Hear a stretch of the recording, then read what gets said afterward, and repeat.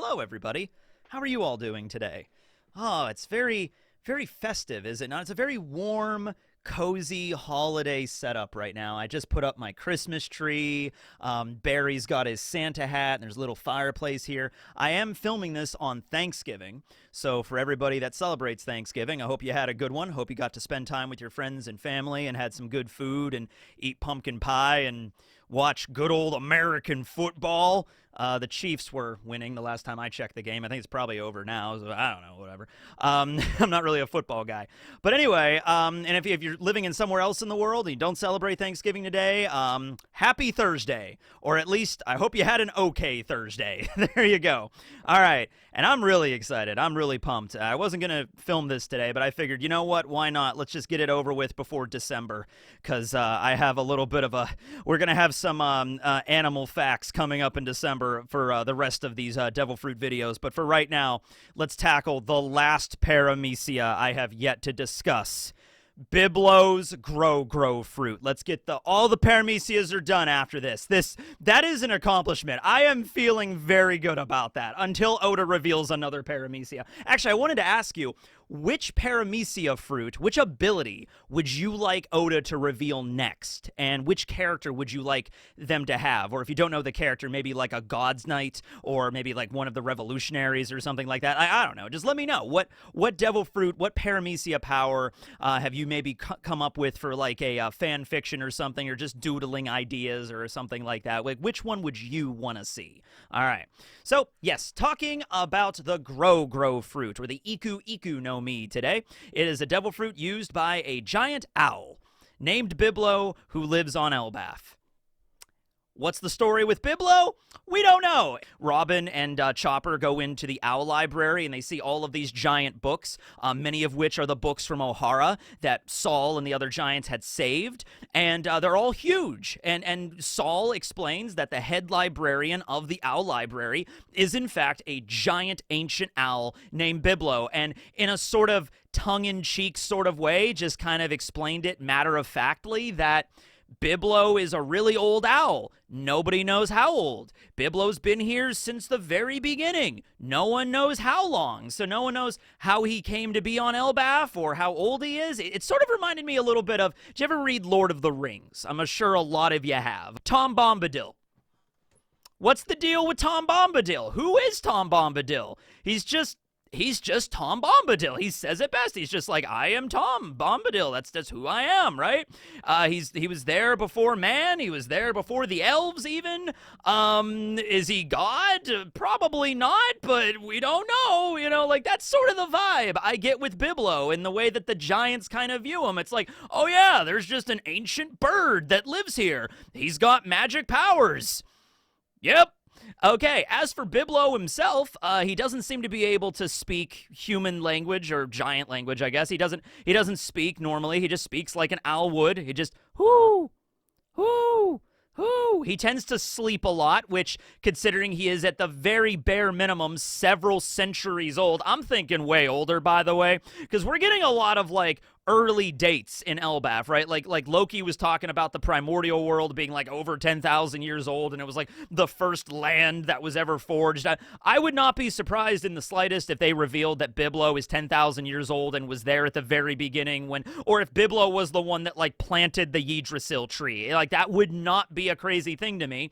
But he's a really old owl, and he's really sleepy, and he's just a librarian that kind of just chills out on a perch on one of the branches and just hangs out there, and he has a very unique ability, and Lilith was the one that confirmed it was a devil fruit ability, and it's the power of the grow fruit. So what this does is, apparently it only works with inanimate objects, although the way Lilith described it was she was surprised that it worked on inanimate objects, or that might have just been a translation thing, sort of the situation of like, the grow fruit. It's crazy this could even work on inanimate objects, so maybe it could work on other things. Look, if there's any character in this entire story that we have discussed so far that may in fact have an awakened devil fruit, it has to be Biblo. Biblo is several centuries old, bare minimum. It's 100% awakened, okay? So the ability's actual logistics, the way it works, is that any book or written material or anything that enters the perimeter of the Owl Library is immediately gigantified to be the size that a giant could utilize and read, okay? So this is first shown with Robin. She has an archaeology book. She walks into the library, and Saul even kind of warns her, like, hey, Robin, just be careful when you walk into the library. And Robin's like, why? And then she walks in, and then boom, just the book expands out, and she's like, whoa, and it gets several times bigger, and she has to drop it, and it lands on the ground and opens up, and all of the text and all of the pages and everything are now the size that, like, Saul could pick up and read comfortably, all right? And this is where Biblo comes in. Anytime there is a book that is traded with the land of Elbaph, or a newspaper, or a magazine, or a flyer, or a leaflet, or anything like that, maybe even a pamphlet, something like that, and the giants can't read it because it's really, really tiny, they bring it to the Owl Library immediately upon walking through that threshold, without asking Biblo to do it, or without, hey, Biblo, can you not increase the size of this book? No, it just seems to happen. Whatever's in the range of Biblo's ability. We've seen this a lot with other Devil Fruit powers. They have a particular space, a range in which they work. In fact, even later on in the arc, Robin was trying to defeat Summers, or at least knock Summers out of the range of the ability so his thorns would disappear. So that was, something that she came up with an idea for. Maybe she came up with that idea specifically because of Biblo and going into the Owl Library. Like, oh yeah, devil fruits have a range of which they're effective.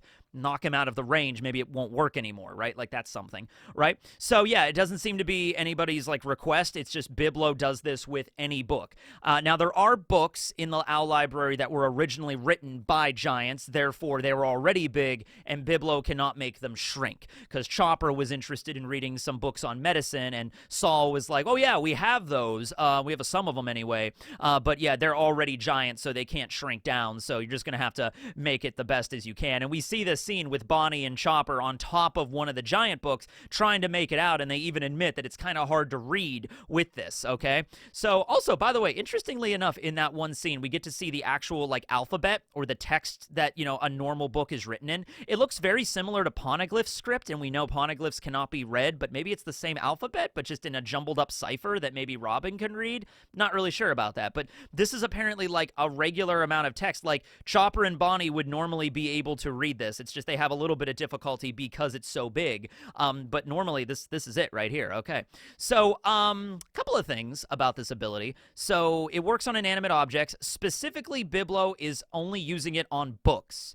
It could probably be used on other things, right? Like, if somebody took in, like, a coffee mug, there really is no explanation or reason why the fruit would not work on this. Like, Biblo could just look at the coffee mug and be like, hey, Biblo, can you make this coffee mug big enough for a giant? And Biblo would be like, ooh, and then whoop, and then, or maybe he doesn't take requests. I'd be kind of intimidated by the centuries, if not millennia, if not tens of millennia old ancient bird that's on top of the, like, I wouldn't want to even bother him, okay? I wouldn't be like, okay, you are like a demigod, essentially, from my perspective. You do not piss off ancient birds. There's always ancient birds somewhere in mythology. You don't want to make them mad. So I would just be like, you better be quiet in Biblo's library. You better not spill any coffee on Biblo's library. You better not ruin his books. You better not return them all wrinkled and broken up. No, you better obey the rules of Biblo's library. Okay, he could probably sentence you to a dimension of absolute torment and suffering, because that's how Biblo rolls,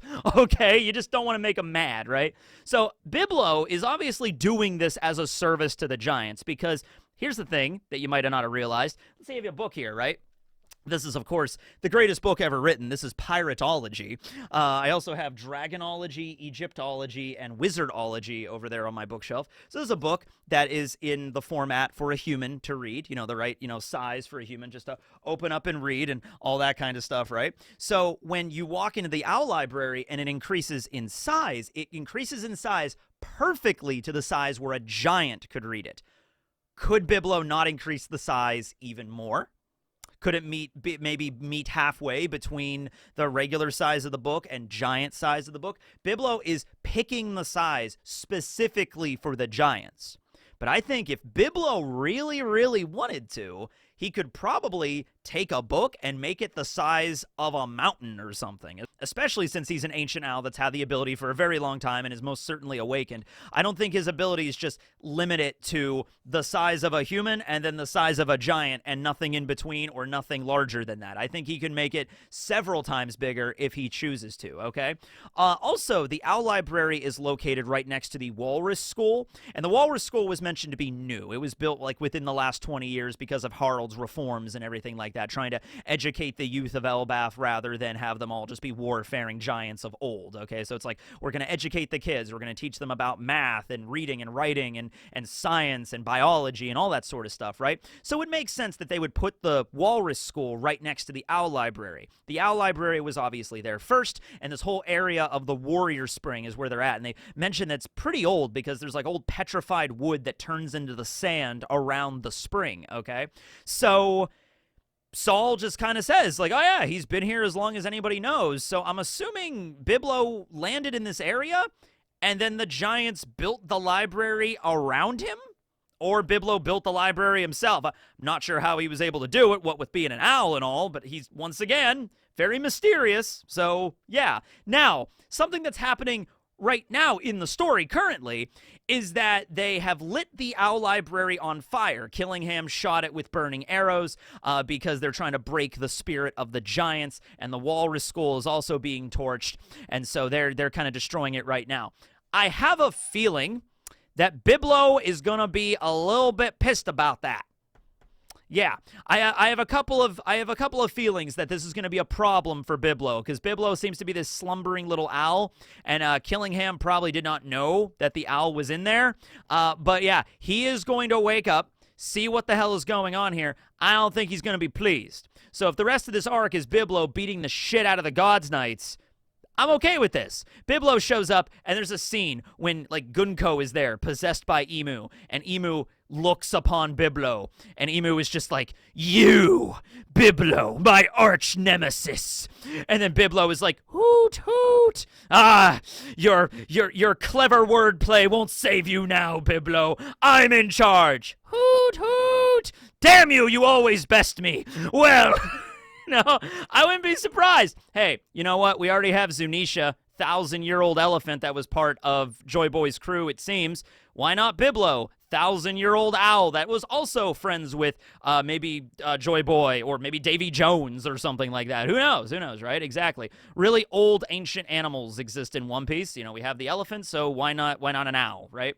Now, there's actually a couple of ways that I was thinking that Biblo could actually use this ability to make sure that the books are not burned. So, for one thing, if Biblo could increase the size even more, but the flames stay the same, that might be one way to save them. Biblo just gigantifies the entire library times 10. It makes the library even bigger, makes every book even bigger. So it's like you pull a lighter up to, like, you know, I do have a lighter. I'm not going to do that because you do not burn books. This is not Fahrenheit 451, damn it, or 1984, damn it, or any other book back in some post-apocalyptic world future where you burn books.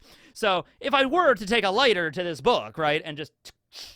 the whole thing is not going to go up in like 2 seconds. It's not going to be like, oh, shit. You know, if it does, the paper was made out of something that was highly flammable, you know? So maybe Biblo could do that, or maybe Biblo could shrink all of the books so to keep them in one location, so away from the fire, so the fire is beginning to spread. Biblo wakes up and he's like, who did this? Ugh. He activates his power, rescinds his powers, so the books all become incredibly small, and then maybe Biblo could put them in like a little sack or something and fly off with them, or make a couple of trips and get out of the place, you know, immediately shrink them all down. That could be a possibility too. So I don't think the books are all going to be destroyed and burned. The building might be screwed, but in terms of the books, I think Biblo, he is in there, and he's not going to let anybody destroy his life's work, okay? So it'll be okay, right? Yeah. So there's that.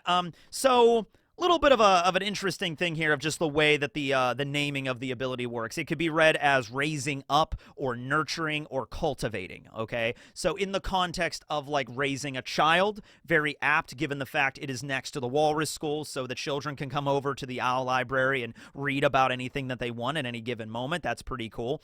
I'm sure Biblo provides them with chocolate milk and all sorts of things. And so there's that context there, and also like cultivating like plants. You know what I mean? It's like, so you're raising up a plant, you're nurturing something to grow stronger and better. And that seems to be Biblo's whole aspect, where maybe Biblo does not get personally involved in things, but he's there as a nurturer. He's there as somebody, his role is to make sure others grow smarter, others grow, more of their own talent. He doesn't give it to them, he just provides the mechanism for it to work, I guess, is the best way to say this kind of stuff. Also, small thing, not really a big deal, but the English translation of this devil fruit, as in the grow fruit, that's the official Viz version of this. There was another devil fruit, it was non-canon, that does have the English name grow fruit. It's a different Japanese name, but the same English name. And that is the grow fruit that is used by Binz in Film Z. He's like the ninja dude that has the ability to grow plants. Incidentally, that fruit in Japanese is referred to as the Mosa no Mi, which Mosa is Loki's pen pal that we don't know the identity of yet, that we are currently going to learn more about throughout the arc of Elbaph. So coincidentally, Mosa no Mi, the grow fruit, that's Binz's fruit, and then the Iku no Mi, grow fruit, is Biblo's. As for an awakening, as I've already said, if anything's going to be awakened in this story, it should be this devil fruit. So the fact that he has, like, the range of it, the fact he has complete control over what specific thing gets enlarged, that is probably due to the awakening. Or due to the fact that, now, Lilith did say this, like, to think even inanimate objects could be increased in size as well. Like I said, that could have been a translation issue. But if it's like the normal ability is maybe it grows living things and then inanimate things later. So that is very similar to Shinobu's mature fruit, okay? Where her ability was like allowing certain things to age. And that worked on inanimate objects, but it also worked when it came to living things. Like, for example, Momonosuke. She used her ability on Momonosuke to make him physically grow to the age of 28, all right? Now, couple of differences. Biblo apparently could nullify this ability. He could turn it off and everything could, shrink back down. Or if you walk outside of the library, things shrink back down as well. Shinobu's ability was absolutely permanent, okay? You can also look at it this as like an extension of Bonnie's ability too. That is also temporary. Bonnie can, change and manipulate the ages, either, older or younger, but it's a temporary effect. She can do this with objects, and when she uses it with objects, like when she uses the power to rust away a chain, that's permanent. Like, the chain doesn't turn back to the way it was. It's just rusted and destroyed forever, is what I would assume, right, with her ability, right? So it's very similar to that. It seems like this ability is less about aging and more about actually making something bigger. Okay, so cultivation in that way, not rather Shinobu's ability where I'm physically like taking a piece of wood and aging it to the point where it rots away, or I'm using the ability on a human to make them physically grow older. Okay, this is the power to make something really, really big and then rescind the power to go back the way it was. All right, so that's kind of the difference. So that's what I mean, like, her ability, Biblo's ability, if he was able to use it on a human, would not make them grow older. It would literally turn them into a giant. So if Biblo used the ability on, let's say, Chopper, for instance, Chopper would turn into Giant Chopper. He would Gigantamax, basically, like Pikachu in that one Pokemon game. That would be the way that this would work, which, making all of the Straw Hats giant to fight the nightmare creatures and the evil giants that have been Domi reversied, we could have giant Usopp, because Usopp needs to have a moment in this arc, and if Biblo can use his divine bird powers to make Usopp an actual giant and like, ha ha ha, boom, I am Usopp and I have the strength of 8,000 men. That would be so damn sweet, right? Can we do that? Luffy can already turn giant. He doesn't need to use this power. All the other Straw Hats, though, that's the way this is going to be. Mark my words. By the end of Elbaph, temporarily, Biblo's going to show up, make all the Straw Hats giant, fight against the nightmare creatures. It's going to be epic as hell. Yeah. All right. Well, anyway, that's the video. That's it. We're done. We're done with all the Paramecias. Oh my God. What was your favorite? What was your favorite up until now?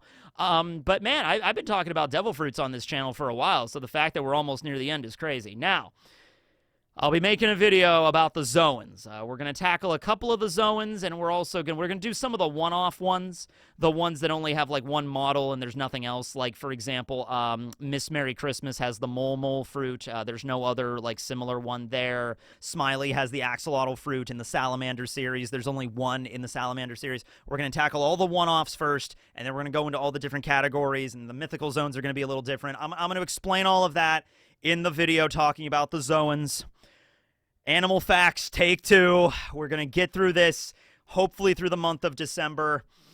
We're going to make this work. We're going to have every single devil fruit, every canon devil fruit by the end of the story complete. Anyway, or at least I hope. Thanks for watching, everybody. Happy Thanksgiving. Techie 101, signing out. Later, everyone.